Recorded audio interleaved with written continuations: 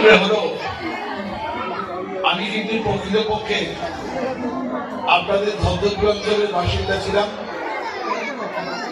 আমার বাপ ঠাকুরদা ধবধবি দক্ষিণেশ্বর মন্দিরের বিপরীত দিকে অবস্থান করত।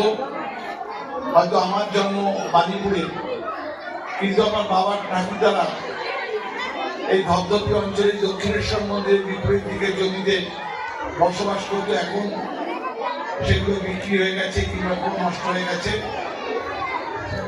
শেষ পূর্বপুরুষ যারা ছিল তারাও বাণীপুরে চলে গেছে।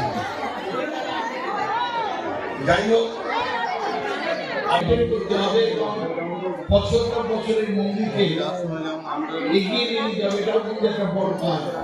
100 বছর ধরে এই মন্দিরটাকে এগিয়ে নিয়ে যাওয়া কিন্তু একটি কঠিন কাজ।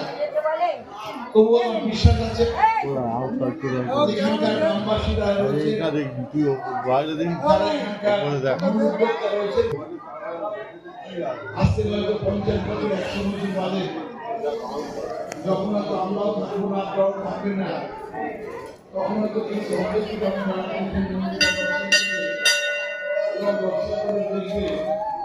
মন্দিরটা কবে জন্মগ্রহণ করেছিল। আমি দেখলাম যে একটা আন্ডারগ্রাউন্ডে মন্দিরের জিনিসপত্র রাখার জন্য একটা ঘর তৈরি করা হয়েছে।